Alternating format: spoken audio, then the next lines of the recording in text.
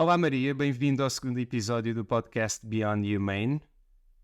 É um prazer, de nada, é um prazer imenso ter-te aqui. Eu acho que vamos ter uma conversa muito interessante. Espero bem que os ouvintes também achem o mesmo, mas nós de certeza que vamos ter aqui uma hora de boa conversa.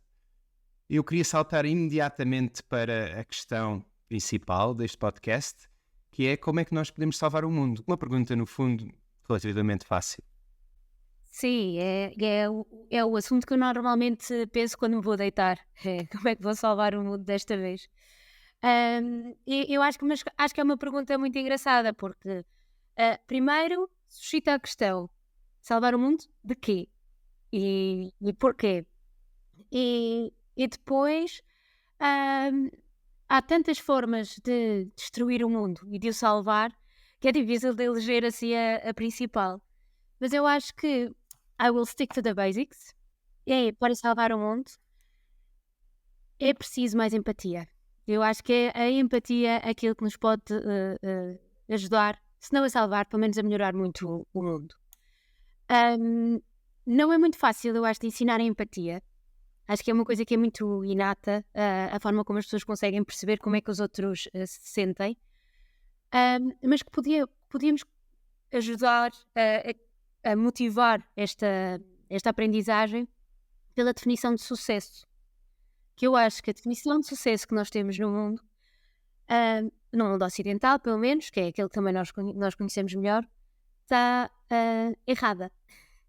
Ou a maior parte das pessoas procura um sucesso material, um sucesso tradicional de montar uma família de uma determinada maneira, de ter um carro um bocado melhor, de um trabalho um bocadinho com um bocadinho mais conceituado, e esquece que no fundo o nosso sucesso é ser feliz. E para ser feliz, nós precisamos de praticar a empatia e precisamos de praticar e melhorar a nossa relação com os outros.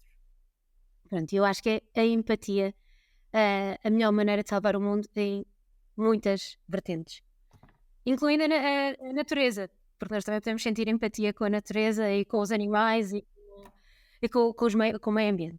Pronto, e esta é a minha definição de sucesso, é ser empático, e é a definição de salvar o mundo. Eu acho que há algo muito interessante na tua resposta e eu acho que se os ouvintes continuarem connosco nos próximos episódios, vão ver que a tua resposta é exatamente igual à minha no que toca não como salvar o mundo, mas na questão de felicidade. Portanto, nós vamos debater a questão da felicidade um pouco mais à frente nos outros episódios e a minha resposta foi exatamente a que tu disseste agora e já deixar aqui claro que tu não fazes a mínima ideia.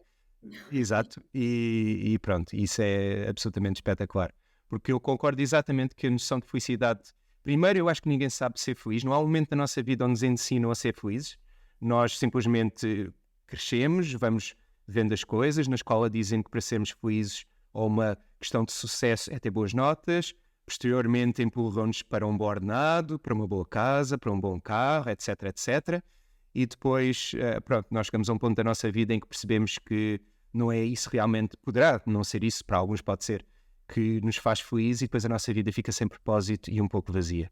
Portanto, 100% de acordo.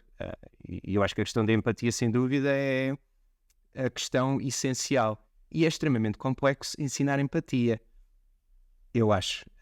Porque olhando para trás, se eu pensar em mim próprio, eu acho que a única forma que eu posso traduzir a minha experiência de aprendizagem de empatia de forma mais simples foi em relação com os outros e com experiências muito diferentes das minhas. Acho que foi aí que eu senti que ganhei maior empatia, no geral, para o mundo. Não foi a ler um livro, não foi propriamente... Óbvio que o contacto com as artes ajuda-nos um bocadinho a ter esse retrato, mas eu acho que é um pouco um soco no estômago quando nós conhecemos verdadeiramente alguém que está a passar por algo que nós vimos num filme ou que vimos num livro e isso atinge-nos sempre de uma forma mais pessoal. É mesmo verdade, a proximidade é essencial. E muitas vezes nós conseguimos aprender a ser mais empáticos quando nos acontecem a nós próprios algumas coisas que antes não considerávamos no outro e que a partir do momento em que se passam connosco nós conseguimos estar mais despertos para o outro. E pronto, mas é o nosso egoísmo natural que que nos pode ajudar a ser empáticos também. Essa noção de egoísmo natural acho bastante interessante. Sem, sem dúvida. Mudando aqui um bocadinho o tema, mas sem dúvida também um pouco, se calhar, ligado com a questão da empatia. Tu sabes, pessoalmente, mundos pós-apocalípticos são uma coisa que me interessa bastante. Pelo menos já tivemos essa conversa algumas vezes. Por coincidência, tu lançaste um livro que se passa num mundo pós-apocalíptico, num mundo distópico, longe de ser um mundo utópico, sem dúvida nenhuma, esperemos. Portanto, este livro chama-se O Mundo às Escuras e fala sobre um grande apagão que pode ocorrer no mundo, ou neste caso na tua realidade do livro acontece sem sombra de dúvidas, e algo possivelmente muito real. E aliás, se nós formos para zonas de guerra, então isso é uma realidade atual. Eu tenho vários amigos da Ucrânia. Ainda no outro dia estava a falar com uma amiga minha da Ucrânia, que está na Ucrânia, e ela mandou-me um vídeo dela a falar e disse: desculpa o vídeo estar às escuras, mas pronto, nós não temos agora eletricidade desta hora até esta hora. E depois continua a falar de outro tema nada a ver, com um sorriso na cara, como se fosse a coisa... Exato, a coisa mais natural do mundo. E eu acho que isso é absolutamente fascinante, o quanto nos podemos habituar ao terror e ao horror da vida.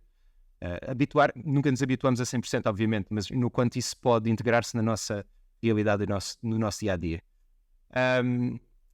Mas falando aqui um bocadinho do teu livro, eu gostava de saber o que é que te motivou, essencialmente, a falar sobre um apagão. Eu sei que, pronto, o livro vem um bocadinho na onda do Covid, e tu também já falaste disso, e isso, em certa medida, foi um apagão social e de muitos outros níveis.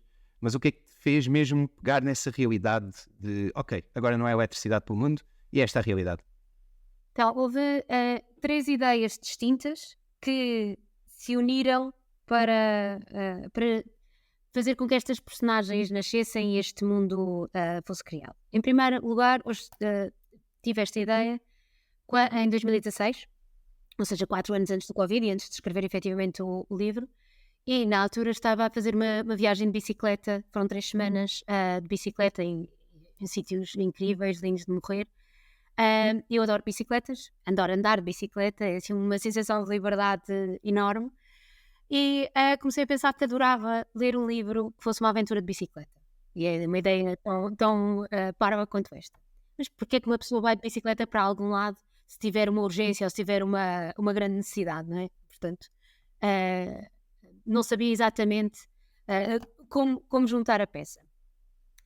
E, entretanto, em 2016 foi a altura em que nós estávamos a viver uma grande crise de refugiados, ou quando começámos a ver as notícias. A verdade é que esta crise de refugiados se mantém aos dias de hoje. Todos os dias morrem dezenas, centenas de pessoas no Mediterrâneo e nós não vemos notícias e não pensamos sobre o assunto. Mas na altura víamos notícias todos os dias e, portanto, isto era um tema que estava muito presente na minha vida. Fazia mesmo a impressão que de um dia para o outro começa uma guerra na Síria e de repente as pessoas fogem e nesse percurso morrem e a única coisa que elas querem é encontrar uma vida melhor e um meio de subsistência. Portanto, tinha estas 2 ideias um bocadinho a marinar, uma aventura de bicicleta, um refugiado, algo que tinha mudado de repente. Até que uma manhã leio uma notícia sobre como, hipoteticamente, porque eu, apesar de não ser de ciências nem nada parecido, gosto muito de ver notícias de ciências e sobre o mundo natural. Então, efetivamente, existe a possibilidade hipotética de que explosões solares fortes o suficiente acabem com a eletricidade. Já acabaram com algumas ligações de rádio, de telégrafo, etc. Agora, estas últimas explosões solares que nos trouxeram as auroras boreais até Portugal, são completamente atípicas e fortes e podem ter algumas consequências. Portanto, existe uma forma, de repente, a nossa vida mudar completamente. E tudo isto se interligou numa subida horrenda de bicicleta e nasceu a Teresa e depois o Mundo às Escuras veio por arrasto, que pareceu a tudo fazer sentido. Ou seja, na verdade é um mundo pós-apocalíptico, mas nós vivemos este mundo, há muitas pessoas que estão a viver este mundo pós-apocalíptico todos os dias, né, e é a sua realidade. O Covid simplesmente permitiu que eu fosse ao meu baú e tirasse esta história que estava tão bem enquadrada nesse momento da nossa história. Sim, sem dúvida nenhuma. Vivemos ali um verdadeiro apagão, não na questão de eletricidade, mas na questão de todos os meios de comunicação, sociais, todos os nossos hábitos, trabalho, tudo. Uma revolução gigantesca que, honestamente, estou muito curioso para ver como é que os livros vão retratar daqui a uns anos. Isto, obviamente, vai ser dado na escola e tudo mais. E será interessante ver, numa perspectiva de 20, 30 anos, qual é que será a mensagem fica desta altura no Covid. Não sei, estou um pouco curioso. Eu também. Como é que vão ser esses livros? Tenho muita curiosidade. Exato. Se serão livros, lá está. Podem ser só alguma peça digital.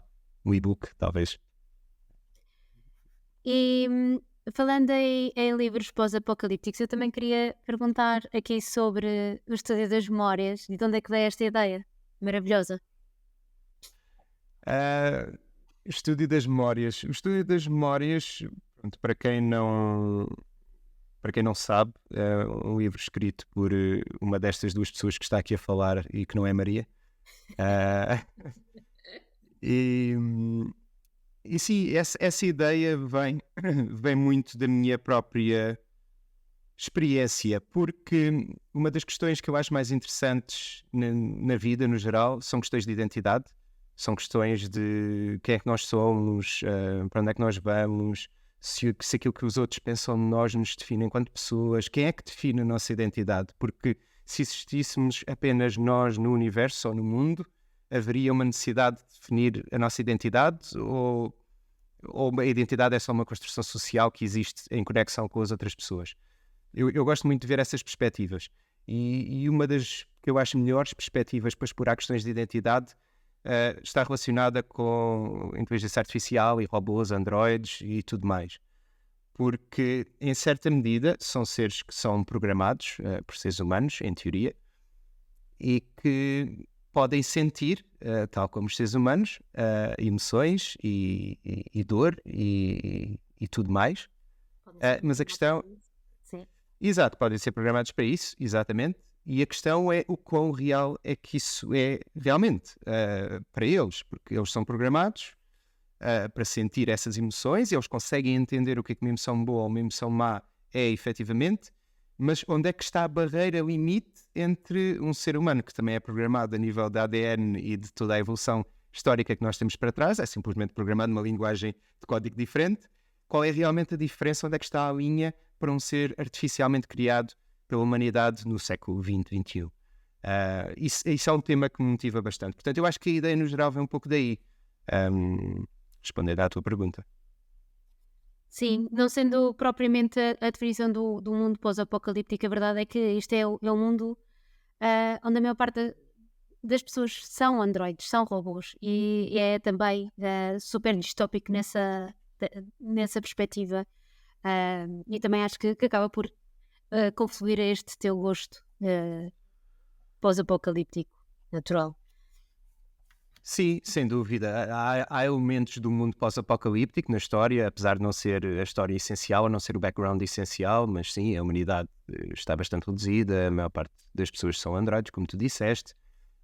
O planeta foi bastante afetado por aquilo que parece que nós estamos a fazer nesta realidade, no tempo presente. Acho que, pronto, terá a sua repercussão, que já tem há muito tempo. Nós já vemos esses resultados no ambiente e no planeta, mas eu acho que vamos ver resultados ainda bem piores. Mas e isso não é o apocalipse, apesar de não haver um evento único destruidor, também é o apocalipse, não é? Sem dúvida, sim. Tem que caminhar com ele. Sem dúvida, eu concordo, eu acho que sim, apesar de não haver um momento singular na história em que, ok, passou-se isto e aconteceu isto, sem dúvida está ligado a um determinado apocalipse, eu acho que sim. Eu não sei se a definição do dicionário de apocalipse é meramente um ato de algo que acontece e a partir daí o mundo se transforma. para pior, mas do meu ponto de vista não associo só a um determinado momento, associo também a algo que pode ser progressivo. Daí ter tido essa abordagem. E eu acho que, só finalizando aí nessa tua própria questão, relativamente ao mundo ser governado por androides e haver maioritariamente androides do que humanos, eu acho que isso também é um reflexo do meu gosto ou caráter face. Eu não tenho uma grande ligação a coisas pré-definidas. Ou seja, eu nasci em Portugal, mas é-me um pouco irrelevante se sou português ou não. Não tenho particularmente mais orgulho de ser português do que... Bem, eu não sou outra coisa neste momento, mas do que fosse de outra nacionalidade.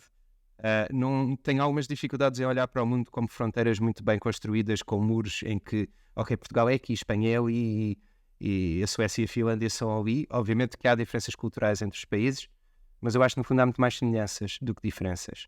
Só que as diferenças são aquilo que sobressaem muito mais. É como quando nós acordamos de manhã e temos uma borbulha na cara. É uma borbulha minúscula, mas é a diferença que nós temos face a ontem. Ninguém acorda de manhã e pensa... Ninguém, pronto, a maioria das pessoas não o faz. Não acorda e pensa, estou tão bonita hoje e o meu sorriso realmente continua a brilhar e fantástico. Há aquilo que faça e ainda bem, mas não é o meu caso. E eu acho que não é da maioria das pessoas que eu conheço. E pronto, eu acho que essas questões estão todas interligadas e estão todas expressas no livro. Toda essa questão de também não haver bem países e não haver bem continentes e não haver bem essas noções, que isso não me diz muito pessoalmente. Acho que o mundo é fascinante como um todo e as culturas são obviamente diferentes e obviamente fascinantes, mas não me prendo muito com isso. Sim, interessante. Eu gosto de ser portuguesa. Eu tenho o orgulho de ser portuguesa, como eu sei, se tivesse nascido noutro país qualquer, teria orgulho de ser desse país também. E acho que é um grande privilégio conseguirmos definir a nossa identidade com essa facilidade, de certa maneira. Sei que sou isto, sei que sou aquilo e ter estas questões todas resolvidas ajuda a resolver as outras mais difíceis. É um bom ponto de vista, sim. Sim, percebo sem dúvida. Mas sim, a sua importância é relativa, principalmente quando já se viveu noutros países e há tanto tempo já se vive fora, como é o teu caso. Sim, e eu acho que é o facto também de nós sermos alimentados por tudo aquilo que vem de fora. E aliás, isso é uma das questões que me colocam muitas vezes, é qual é a maior diferença entre os suecos e os portugueses, já que eu vivo na Suécia. E eu costumo dizer que nós somos muito idênticos, falando da nossa geração, somos mesmo muito idênticos porque nós basicamente comemos ou bebemos da mesma coisa, e é tudo o que vem dos Estados Unidos, maioritariamente. Ou não só os Estados Unidos, mas muita a música, a cultura pop, é toda uma influência gigantesca dos Estados Unidos. Portanto, desde que temos 5, 6, 7 anos, os desenhos animados que vemos são Estados Unidos ou Japão. A música que nós ouvimos é maioritariamente americana, alguma música europeia também, e portuguesa, como é óbvio, mas há uma influência tão grande do que vem de fora, que é daí que eu digo que tenho alguma dificuldade em sentir-me português, porque eu desde pequeno sinto-me alimentado por vários países, ou seja, para determinadas coisas eu fui mais influenciado pelo Japão, para outras fui mais influenciado pelos Estados Unidos, e isso moldou o meu caráter, a minha personalidade e quem eu sou, quem eu me sinto enquanto pessoa. Obviamente que também, eu pegando no que estavas a dizer, não quer dizer que não haja uma percentagem de mim que não se identifique como português. Claro, do centro de Setúbal, a questão, o peixe assado, choco frito, todas essas questões. Sim. Ah, Não podes abdicar do choco frito. Não. Não, é impossível, claro. Para um sardinha é impossível. E o mar e essas coisas todas, obviamente que essa percentagem também me faz sentir português. Mas tenho dificuldade em catalogar-me só como, ok, eu sou português e tenho orgulho imenso em ser português. Não, também tenho orgulho imenso em tudo aquilo que bebi do Japão, ou que bebi de França, ou que bebi de outros sítios, e não literalmente beber, porque pronto, há coisas mais importantes sem ser beber. Mas olha que uma pessoa consegue assumir melhor e assimilar melhor as outras culturas depois de beber um bocadinho. Isso muitas vezes é necessário. E muitas vezes para a nossa própria cultura, honestamente. Às vezes fica difícil. O confronto é tanto que beber um bocadinho ajuda. Mas pronto. Olha, saltando aqui para um tema que eu acho que eu estou muito curioso para saber a tua resposta em relação a isto. Eu sou uma pessoa, por vezes, crítica do capitalismo, mas eu não sou anticapitalista. Eu acho que isto é importante referir, porque ser crítico de algo não nos faz absolutamente anti essa coisa. Significa que, pronto, temos algumas críticas a fazer em relação ao modo como algo está estruturado ou como foi criado. Mas eu queria te perguntar, do teu ponto de vista, sendo uma pessoa que vem da área de gestão, economia, que trabalha como gestora de projeto, que trabalha com todo este mundo capitalista, de primeira mão. Todos inseridos nele. Exato, exato. Eu gostava de saber o que é que tu consideras que sejam potencialmente as maiores falhas do capitalismo? Se é que tu vês algumas falhas, ou se tu achas que é um modelo feito, ou se não estou a pedir para me dares uma alternativa, mas como fares da tua experiência? É assim, aquilo que penso, eu sou liberal, portanto, economicamente. No entanto, há algo que falha repetidamente nas nossas economias, que é a regulação. Isso, e a regulação não precisa de ser a rejeição do capitalismo. Não precisa de ser. Precisa é de regulamentar para acabar com as externalidades. O primeiro impacto negativo do capitalismo, ou aquilo que normalmente nós pensamos, é o ambiente. Pronto, o ambiente é de todos e quem está, os principais beneficiários são aqueles que o estão a poluir. Não é? Pronto, isto é aqui um desvio muito grande. Temos de regulamentar. Eu lamento, não podes fazer isso. As multas têm de ser superiores aos lucros do que de violar um contrato desta natureza.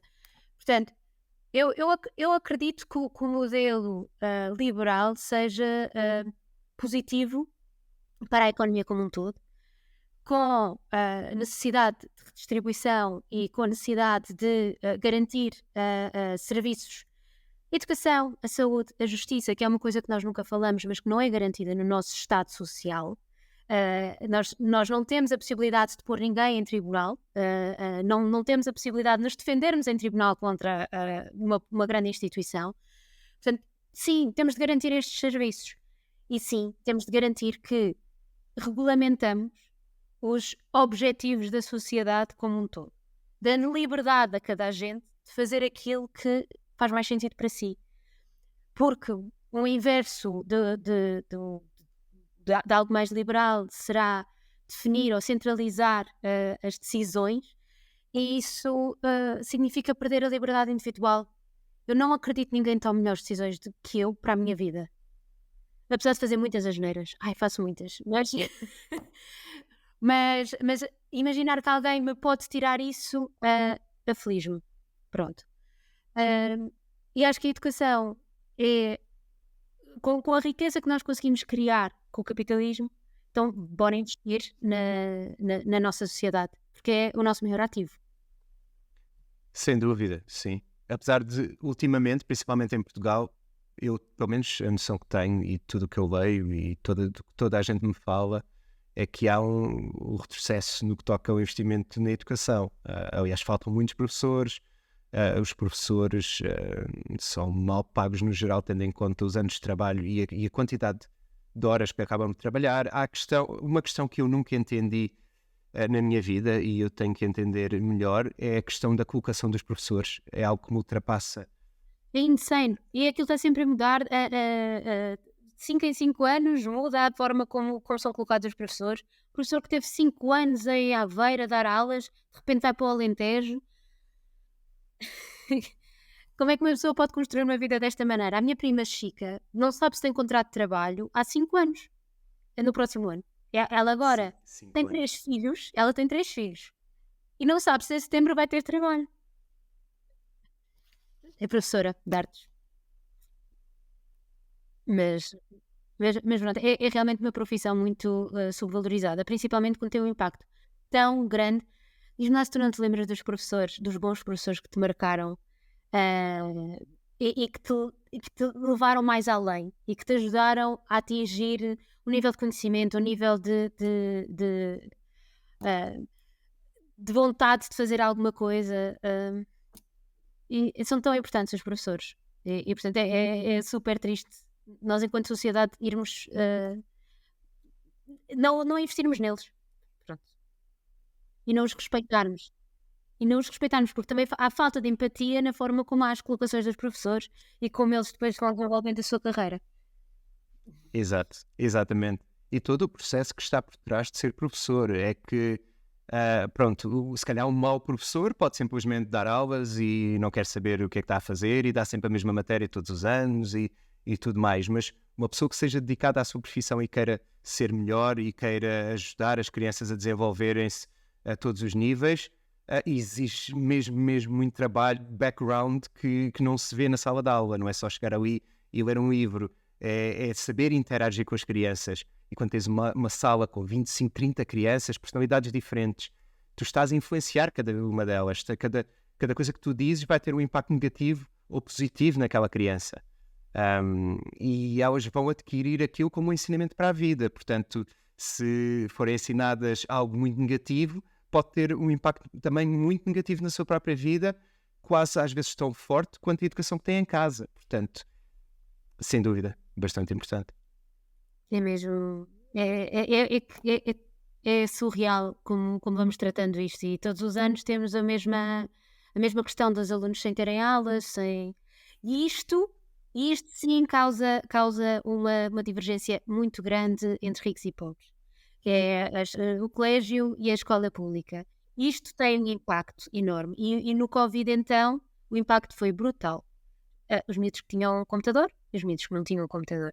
E são muitos os que não têm computador. São muitos. A escola privada que conseguiu organizar mais rápido e com mais celeridade as aulas online, que também não são a mesma coisa, mas pronto, Claro. sempre deem o melhor. E as que não conseguiram. Pronto, isto são fatores de grande diferenciação. A saúde é outro fator de grande diferenciação e de grande diferença das classes sociais, porque tu tens seguro ou não tens. E à medida que o tempo avança, olha, eu comecei a trabalhar em seguros de saúde em 2017, sim, 2017. E nestes 7 anos mudou completamente a estrutura de seguros de saúde. Há 7 anos atrás, há 10 anos atrás, não havia tratamentos oncológicos feitos no privado. Agora, as filas de espera em oncologia continuam a aumentar e no privado há cada vez mais opções e mais soluções para as pessoas se cuidarem. E são agora dos tratamentos mais caros nos seguros. Também tem vindo a aumentar todos os anos muito por causa disso. Portanto, temos aqui mesmo uma divergência. Há pessoas que têm 2 sistemas para se cuidar, outras que só têm um que não lhes está a dar resposta. É um problema difícil e aqui sim vejo muitas diferenças entre os sistemas. Mas é nos serviços, não é necessariamente um de capitalista que nos está a trazer isto. São as ineficiências e algumas dificuldades naturais do envelhecimento da população e etc. Mas pronto, também há aqui um bocado de mau investimento. Sim, exato. E haveria muito para falar sobre isso, sobre mau investimento, principalmente em Portugal. E notas alguma diferença? Sim, apesar de não ser perfeito, e obviamente que não há nenhuma realidade que seja perfeita, nem nenhum país seja perfeito, eu acho que isso é o princípio básico, mas obviamente há diferenças escandalosas, sim. Há uma diferença, eu acho, negativa, ou pelo menos negativa para quem está habituado a vir de Portugal, que é o seguinte: eu aqui não consigo ver um médico especialista sem passar pelo médico geral. Sim. Pronto. Isso às vezes é um bocado desafiante para quem vem de Portugal e está habituado a... Ok, eu Mas agora dou-lhe não, um cotovelo. é mais eficaz. É o mais eficaz para os custos da saúde. E o que é que isto permite? Exato. Que depois consigas investir para as pessoas que estão realmente doentes e que precisam. Exato, sim. Em teoria eu acho que sim. Eu acho que eles esticam um bocadinho no que toca a diagnósticos, porque tu tens mesmo que exagerar muito, mas honestamente, do meu ponto de vista de experiência pessoal, tem sido, eu acho, positivo. E mesmo às vezes quando há bolas, gostava de ir já direto e não estar aqui à espera ou passar pela fase de me filtrarem, ahm, mesmo assim eu consigo ver os benefícios. É claro que já ouvi casos, pronto, não funcionam bem, mas nada é perfeito neste mundo. Ah, mas pronto, eu acho que é interessante, porque para conseguires ver um médico de família ou um médico geral, ou seja o que for, tu consegues praticamente no próprio dia. Ou seja, tudo ok, mesmo que seja uma coisa que estejas preocupada, consegues no mesmo dia fazer filtragem e eles verem, ok, vocês precisam de um especialista ou não, e podes seguir. Ahm, Portanto, sim, não há certo nem errado em lado nenhum, mas é um modelo diferente, sim, de Portugal, sem dúvida nenhuma. Olha, uma questão que eu também queria aqui falar contigo. Eu tenho muitos amigos que estão a ser pais e mães e têm crianças com 6, 2 e 8 anos e coisas assim. E uma das coisas, eu não cresci com muitas crianças, porque eu sou filho único, os meus primos eram maioritariamente todos mais velhos, acho que só cresci com dois que eram mais novos do que eu, mas mesmo assim já tínhamos uma grande diferença de idades. Portanto, obviamente o impacto não foi igual. E agora, pronto, vou aparelhando esta segunda geração de crianças, que já não são perto da minha idade, e uma das coisas que eu vou descobrindo é a questão de soluções que as crianças arranjam. É uma coisa que eu acho absolutamente fascinante, soluções para os mais ínfimos problemas. E então, eu no outro dia vi o filme Big com o Tom Hanks, já tinha visto várias vezes quando era novo, mas revi o filme, já não o vi há algum tempo, Eu e, não e eu realmente tenho isso para ver, está na minha lista e ainda não vi. é muito interessante porque pronto, ele é uma criança e chateia-se de ser criança e com os pais e então pede um desejo para ser adulto e um dia acorda adulto. E quando acorda em casa, a mãe acha que a casa está a ser invadida por um estranho e expulsou de casa e pronto. E a vida dele fica assim um bocado caótica, mas ele acaba por ser contratado por uma das maiores empresas de brinquedos de Nova Iorque para, Para testar para ter, brinquedos. exatamente, para testar brinquedos. E isso realmente, por um lado, faz todo sentido. Eu não estou aqui a incentivar ninguém a criarmos uma exploração infantil como já existe nos países da Ásia, mas, mas por um lado, como existem crianças modelo, do modelo da Benetton, modelo da H&M e tudo mais, eu acho que seria interessante ter sessões que não fossem obrigatórias, obviamente as crianças teriam que alinhar nisso, onde tu podias perguntar a uma criança: eu tenho isto e tenho aquilo, o que é que tu achas? Ou eu tenho este problema na minha vida, qual é a tua sugestão? Porque eu acho que eu Adoro acho essa que ideia. eu acho que a abordagem iria ser muito fora da caixa. Poderia não ajudar muito, mas podia-nos pôr a pensar de ok, eu não consigo pôr esta ideia na prática, porque ele está-me a dizer para Eles não têm as nossas barreiras. Eles não têm as nossas nada. barreiras. Não há filtros, não há barreiras, não há nada. E isso, por vezes, eu acho que pode ajudar a ver as coisas com mais clareza, principalmente para quem trabalha em áreas criativas. Sim. Tu já fizeste workshops, certamente, na tua vida. Sim, Portanto, eu já fiz imensos workshops em alguns projetos para. E essa é logo a primeira regra: é não ter barreiras, é não ter filtros, é dar todas as ideias. E é assim que se começa o workshop. Depois vai-se afunilando e há uma ideia completamente estapafúrdia que, olha, virando um bocadinho ao contrário, funciona. E eu adoro essa ideia, João. Acho que podemos perfeitamente, e pelo menos quem tem crianças na família, aproveitá-las para melhorar a nossa vida. eu acho que sim. Eu acho que sim. Pô, Incríveis ideias. Adoro. explorá-las logo desde muito cedo para estarem preparadas para o mundo para o que o capitalismo vai exigir delas. Ah, Elas fazem tantas perguntas, porquê, porquê, porquê? Perguntas tu também porquê. Ela também. Como? Exato, eu preciso de esticar este orçamento em 200 euros. Como é que eu faço isto? Contabilidade criativa, não sei se é o melhor para as crianças. Não, Mas há não, muita com números eu coisa acho que aí. não. Mas acho que sim, podemos tentar. Ai, Ah, não, gosto imenso dessa ideia. Pronto, se alguém quiser explorar isto, não sei quantas leis tínhamos que quebrar para tornar isto um negócio, mas pronto, Mas trazes para a tua vida, para uma coisa qualquer que exato, precisas. exatamente. Portanto, já sabem, comecem a usar os vossos filhos. Mas esse tipo de coisas e pôr as crianças em situações assim um bocadinho menos ortodoxas, acho que isso é super positivo para o desenvolvimento dos miúdos. Aliás, ainda ficando um bocadinho aqui no tema da educação, que também era um tema que queríamos falar hoje, hum, acho que o grande problema que nós temos na nossa estrutura de educação é a falta de tempo para brincar. Os miúdos estão muito tempo na escola e muito tempo a ter aulas. E a brincar, nós desenvolvemos as nossas capacidades sociais, desenvolvemos a nossa identidade também por acréscimo, a nossa plasticidade mental e a criatividade, que depois se aplica a tudo. E quando nós falamos em trabalhos criativos, na verdade, não existe um trabalho que não seja melhor se for criativo. Parece que eu sou agora responsável de produto, de um produto de seguros. Parece a coisa menos criativa que existe, mas não, eu tenho que ter ideias todos os dias e tenho que pensar na melhor maneira de resolver problemas que estão sempre a aparecer. Isto existe criatividade. E portanto, a criatividade não é só na literatura e nas artes e na cultura, é no dia a dia de um escritório, no dia a dia numas obras em que é preciso perceber como é que vamos pôr aquela viga, como é que vamos pôr não sei o quê. É preciso criatividade para tudo. Eu queria só aqui fazer uma chamada de atenção para os nossos ouvintes que a Maria não faz a mínima ideia do que é que foi falado nos outros episódios, mas Maria, eu queria-te só dizer que isso foi um dos temas falados e foi exatamente também o meu exemplo no que toca à criatividade. Que a criatividade está a ser inacreditável, vou-te dizer. Que a criatividade é uma coisa que é útil a qualquer pessoa, em qualquer área. Não é só um artista que precisa de criatividade. E a criatividade deveria ser fomentada desde que nós somos muito novos. Devíamos ter a hora da criatividade. E agora nós vamos pensar de forma criativa como fazer algo. Porque ir para uma reunião e abordar um cliente ou abordar um colega de uma determinada forma, exige criatividade. Isto é criatividade. Não é só desenhar um quadro. Há criatividade em tudo. Portanto, sim. Bem, Estamos alinhados. alinhamento perfeito. Ainda bem que já fizeste outros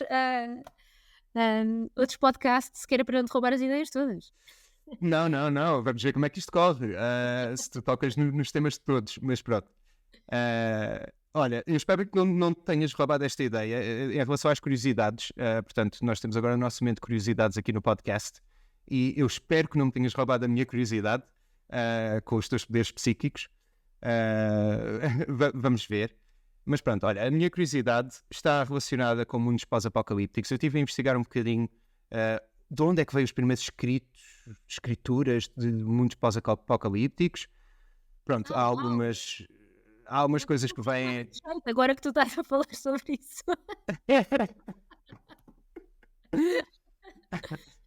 Assim continua, desculpa. Não. Acho que fizeste bem em interromper. Pronto, a Bíblia é um dos livros que toca um bocadinho nas questões apocalípticas, mas é mais no questão do fim do mundo, não tanto no pós e não é tanto na forma mais moderna como nós vemos o mundo pós-apocalíptico. Também não falam de zombies, acho eu, por exemplo. Temos os dilúvios e tal. Exato, temos as catástrofes naturais e todas essas pragas e essas coisas horrendas e os gafanhotos e ninguém quer nada disso. Do Egito, Exato. Tudo horrível, ninguém quer nada disso. Não, para mim é só cinema, não há várias de catequese na minha vida. Mas pronto, mas a nível de algo que seja mais moderno, nós temos basicamente a Mary Shelley, a escritora do Frankenstein, que criou um livro chamado The Last Man, que basicamente é sobre uma pessoa que fica sozinha no mundo pós-apocalíptico. E este livro é bastante interessante, porque isto é do século XIX, portanto estamos mesmo nos anos aqui atrás, e é o mais idêntico que existe dos primeiros livros com o que existe agora, com o que se fala agora de mundos apocalípticos e tudo mais, do que há no pós-apocalipse, basicamente. Como é que nós construímos uma sociedade, como é que nós lidamos, e as questões, outra vez, do eu. Que coisas é que deixam de existir quando nós somos a única pessoa que existe no universo, ou no mundo, neste caso. Porque coisas como o nosso nome, coisas como certos hábitos que nós temos, podem ou não perder-se, porque não há relação social e não há ninguém para validar o nosso nome, por exemplo. Portanto, Ponto essa. exato, só pegando aqui no nome. Mas eu queria só partilhar mais uma curiosidade desta senhora fantástica que escreveu tanta coisa absolutamente deslumbrante. E é o facto de o marido dela morreu antes dela e o marido foi cremado, mesmo naquela altura. Ele morreu afogado e decidiram cremar o corpo. E aparentemente o coração não derreteu completamente.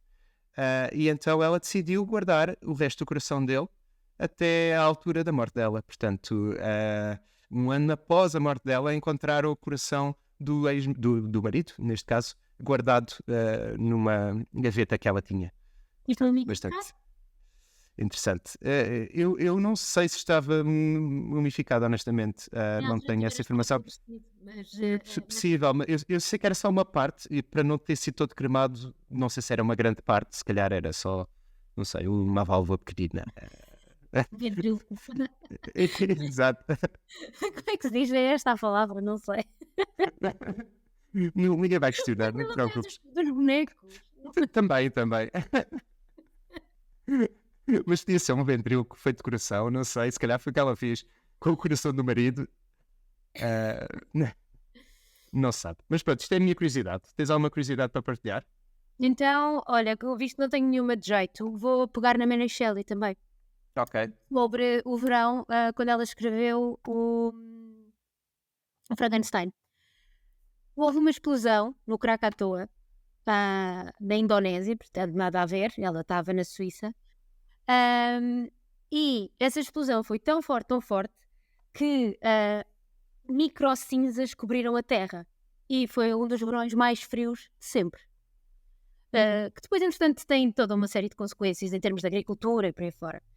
No caso da literatura, teve uma consequência positiva, que foi a Mary Shelley ficou presa numa casa de férias sem nada para fazer e decidiu escrever o Frankenstein. Teve o Covid dela, então. Teve o Covid dela, foi esse verão. O verão mais frio, 1800 e tal. Ok, uou, super interessante. Portanto, isso chegou até à Europa de forma intensa, então, para ela ter que ficar fechada. Sim, é mesmo super vulcão. Fica fechada? Não fica, simplesmente está um tempo horrível. Claro que é. Vai ser com o vulcão lá fora na Indonésia. Ninguém faz isso hoje em dia, não é? Como o vulcão da Islândia, nós estamos em casa, aliás, quem tiver a ver por vídeo, vê que nós estamos aqui em casa, ainda graças ao vulcão da Indonésia. E depois da Islândia. Estamos em junho e eu estou de camisola de lã. Eu quero 17 de junho. Vês, pronto, e eu estou na Suécia de manga curta, portanto, eu não sei se o tempo, se este mundo está muito bem. Alguma coisa errada. Há uma coisa errada aqui. Olha, obrigado por continuares essa curiosidade, achei muito interessante. Sem dúvida. A Mary Shelley foi representada. Ficou, eu acho que sim, é sempre importante e nós temos que apresentar também autoras femininas, principalmente nesta altura que eram um bocadinho massacradas e editadas anos depois de morrerem, se tivessem sorte de pelo menos fugir à fogueira ou coisas do género. Horrível, mas pronto. Olha, eu sei que tu és uma pessoa muito ligada à família e eu comecei o podcast dessa forma. Tu tens mais irmãs do que pessoas têm primas, às vezes, e a tua família é muito unida, do que sei, e tens muitas mulheres na tua família, que são também muito importantes para ti. E uma das questões que eu te queria colocar, e queria falar um bocadinho disso contigo, porque eu quando cresci, quando era novo, tinha uma família muito numerosa. Entretanto, as pessoas separaram-se, morreu muita gente, e pronto, Os acontece. familiares acontecem, sim. Exato, infelizmente acontecem. E eu acho que nos meus últimos, não sei, talvez 15 anos, a minha família é muito pequena se eu olhar realmente para a família com que tenho relação pessoal. Portanto, a minha perspectiva de família mudou muito ao longo da vida e eu construí laços muito fortes com amigos, que não são laços de sangue, E eu gostava de perguntar até onde é que vão esses laços de sangue para ti? Porque eu ouço muita gente dizer, mas é meu pai, pronto, tenho que continuar a dar com ele. Ou, é o meu tio, não posso fazer caso e tenho que continuar a ser insultada por ele. E isso é algo que me faz um bocado de confusão. Eu não sei se é deste meu shift de família dos últimos anos, mas é algo que eu tenho algumas dificuldades em entender.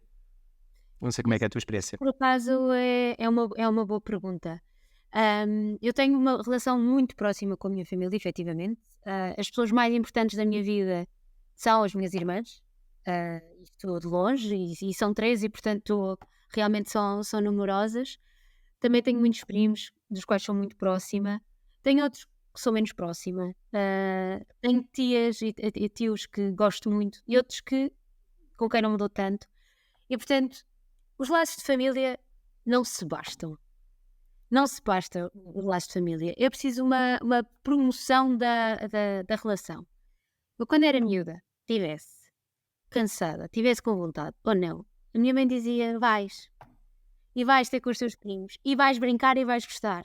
E eu ia, brincava e gostava, efetivamente. Mas era este compromisso, era o compromisso com a família que a tornava tão importante. Certo. Portanto, se havia alguma coisa importante para a minha irmã, e se há alguma coisa importante para a minha irmã, eu vou.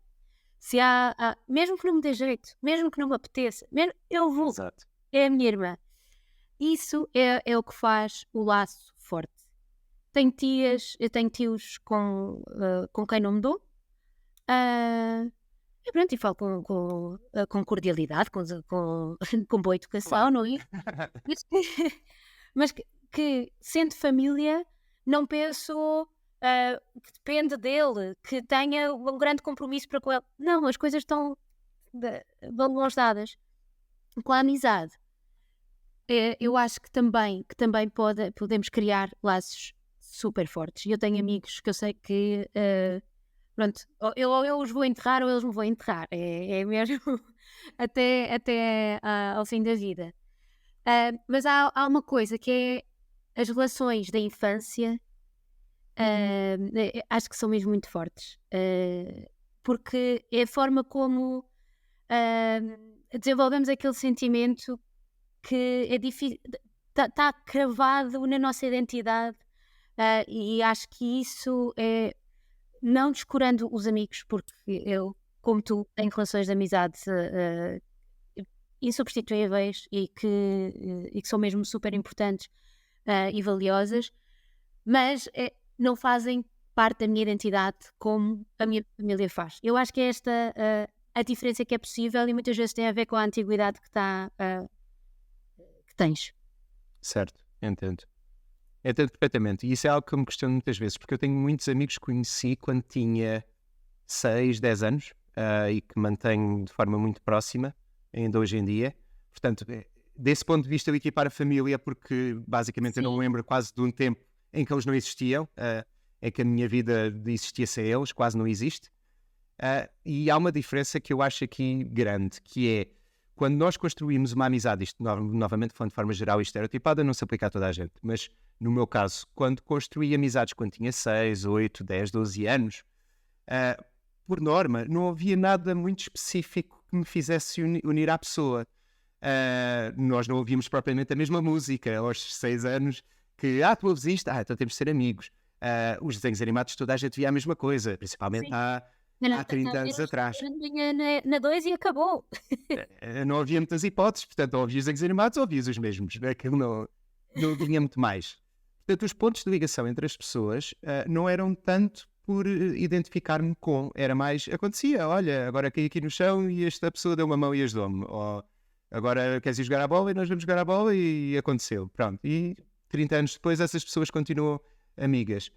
E isso é interessante. Versus contra as amizades que tu fazes mais recentemente, ou num mundo adulto, em que, por norma, claro que também pode ser a eventualidade do acaso, como agora trabalho com esta pessoa e aconteceu, ou estamos a fazer um curso online, ou whatever, mas por norma tem muito a ver com eu identifico-me com isto e tu também. Uou, ok, então vamos interligar-nos. E isso são, eu diria, formas diferentes de amizade, o que não significa que não possam, obviamente, amizades recentes ser mais fortes do que amizades que vêm mais de trás. Podem absolutamente ser, e eu tenho alguns Há casos. químicas que são super fortes, que como uma pessoa que Exatamente. acabas de conhecer. E quando Podem eu digo desenvolver-se química, em é meses. mesmo de amizade, Exato, há exato. conexões assim Sem dúvida. Porque eu acho que, no fundo, a amizade é simplesmente outra palavra para amor. Não há uma grande Uhum. diferença desse ponto de vista. E tal como no amor, as amizades também falham. Eu acho que é isto, porque somos seres humanos e eventualmente vamos falhar. Ah, Ah, isso é uma certeza. Exato, ainda não conheci ninguém que não falhasse. E isso era outra questão. Eu acho que as crianças também deveriam um pouco, se calhar, aprender a falhar, e que falhar é ok, e que aprendem muito com os fracassos e com os falhanços, porque vão falhar muito mais na vida do que vão ganhar. Eu não Uhum. conheço ninguém que vai ganhar muito mais na vida do que tenha falhado. E nem mesmo pessoas que são construídas pela comunicação social, como um Cristiano Ronaldo, que é um grande vencedor para tanta gente porque conseguiu isto, aquilo. Quantas vezes é que essa pessoa não teve que falhar na sua vida, e o que é que ele não falhou tantas vezes antes para chegar às vitórias que ele conquistou posteriormente mais tarde? Mas por De isso é que certeza que também falhou é mais. preciso dedicação, não é? É a dedicação e Exato. o esforço que o levam à vitória. E até acho que é um bom exemplo de sucesso, porque também, também pintam essa Sem dúvida. do trabalho. Sem dúvida. Apesar de não ser propriamente uma pessoa com que me identifique bastante, mas eu não consigo, honestamente, deixar de tirar todo o mérito, porque há um mérito gigantesco, e eu acho coisas a aprender com ele, outras que se calhar não devemos aprender, mas novamente ele é humano, e não é um ser perfeito, como nós também não somos. Ah, e o meu objetivo não é agora falar dos prós e contras do Cristiano Ronaldo. Ah, deixo isso para se calhar outra Mas pessoa, isso nem é outro episódio. Exato, exatamente. sim, também não é a minha personagem preferida, não. Não, não. Olha, quase aqui em modo de finalização, eu gostava de saber, tu és uma pessoa viajada que já viajou por alguns sítios, e alguns sítios que se calhar não são as escolhas habituais ou as primeiras escolhas de uma pessoa quando começa a viajar.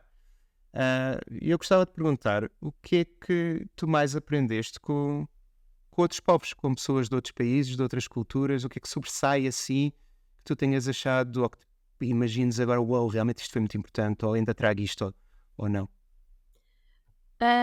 Olha, acho que pegando em algumas dos temas que nós hoje já falámos. Primeiro, nos povos asiáticos, acho que a consciência de família e a importância dada à família é uma inspiração. Acho que é mesmo uma inspiração, o nunca deixar o elemento para trás. E isto nós no Ocidente temos vindo a perder cada vez mais. E pronto, e vê-se também uma divergência nos países do sul da Europa e do norte da Europa, onde há ainda uma maior diferença na forma como se lida com a família. Eu acho que é bonito a relação familiar asiática. E outra que, ah, que pode não ser, se calhar, a coisa mais popular é São Tomé e o leve-leve. Tudo é leve-leve. E efetivamente, qualquer pessoa que lá vai vê a pobreza e vê que há tanto potencial ali. Mas as pessoas vivem, levam a vida com leveza e é tudo leve. E, ok, são pobres, mas não têm o nosso nível de depressão. E os problemas que vêm daqui, que é quanta diabetes é que podia ser evitada se tivéssemos menos stress? Sei lá, há tanta coisa que nós carregamos o mundo aos nossos ombros, e trazer um bocado dessa leveza para o nosso dia a dia, acho que é um bom princípio. E faço a mesma pergunta.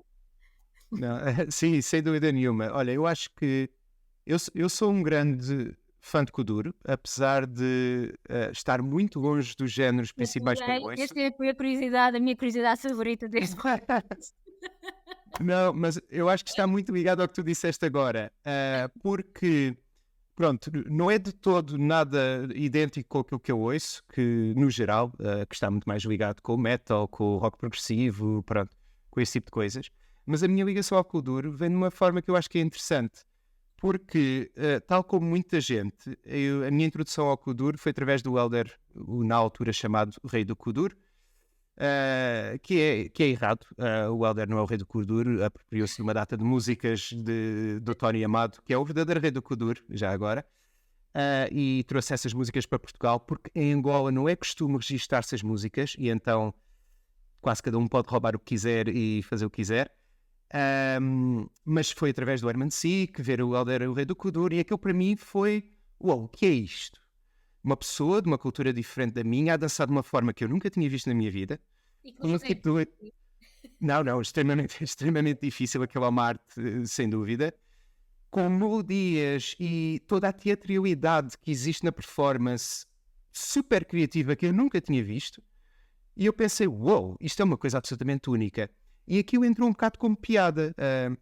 Nós na escola começámos a explorar mais kuduristas e a mandar uns aos outros, e era dentro do absurdo ao mais absurdo e ao mais absurdo, para tentarmos ver o que é que havia mais além.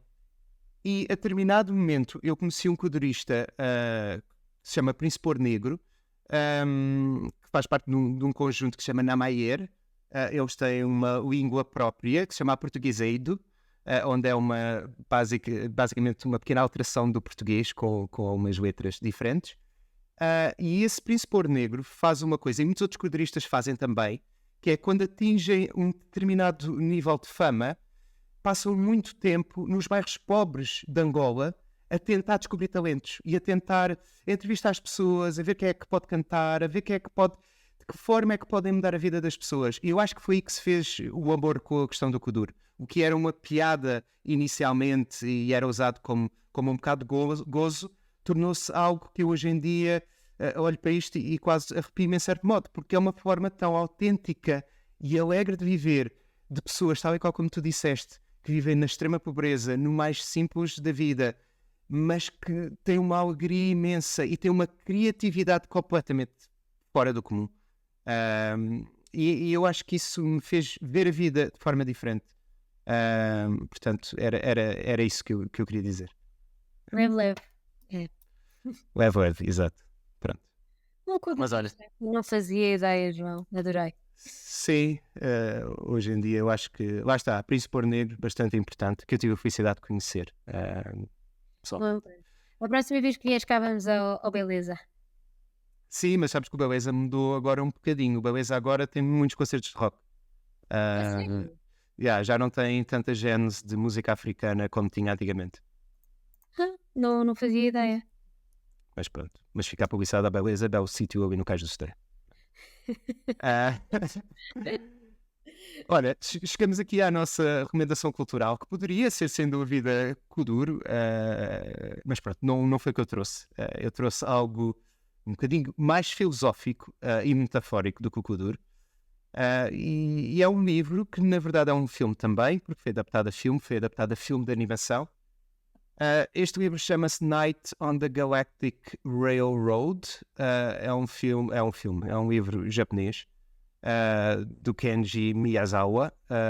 É um autor, poeta japonês que morreu relativamente cedo, já há muito tempo atrás.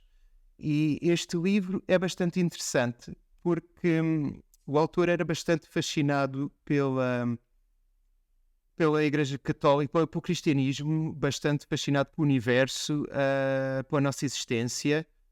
E eu, apesar de não ser crente e não pertencer a nenhuma religião, sou um pouco fascinado por tudo o que é místico.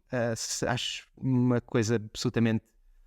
não sei, há um mistério gigantesco no que toca a religiões e como as pessoas se movimentam nesses campos. E é um campo de fantasia, para mim, extremamente interessante. E eu acho que este livro é bastante interessante porque... basicamente são dois rapazes que entram dentro de um comboio, são dois rapazes muito curiosos, e entram dentro de um comboio que os leva pela Via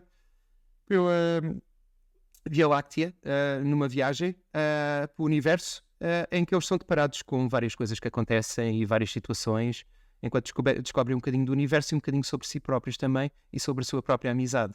A adaptação a filme de animação transforma os rapazes em gatos, o mundo é todo, são todos gatos.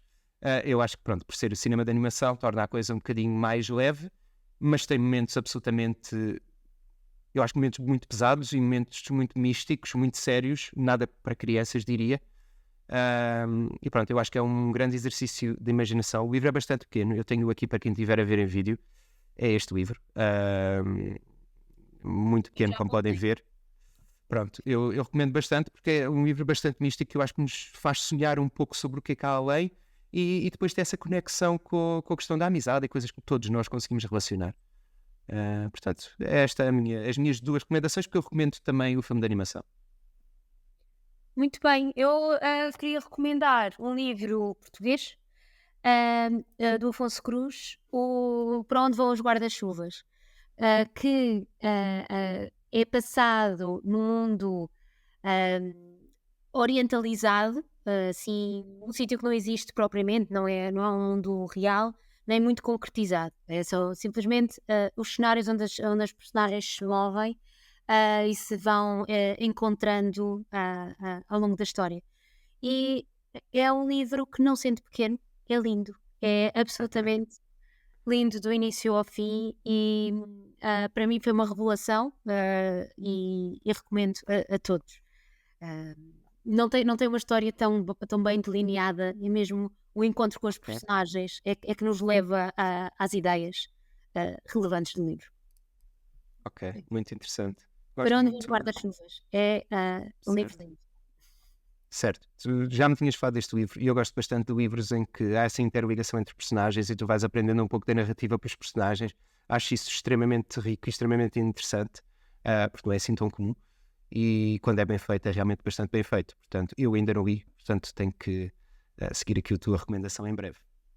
Sim, é um livro que eu recomendo sempre porque gostei tanto que pronto, está sempre top of mind. Tem sentido, tem sentido. Maria, muito obrigado. Foi um Obrigada, prazer eu. ter-te aqui e vermos que estas questões todas tínhamos em comum e quando conseguiste ler aqui a mente ou se calhar o meu computador, não sei. Ah, Já estive a ver todas as tuas gravações. possivelmente já sabes tudo o que se vai passar daqui a uns anos. Mas olha, eu acho que o que tiramos daqui é leve, sem dúvida. Leve, leve. Muito Obrigado. obrigada, pessoal. Gostei muito.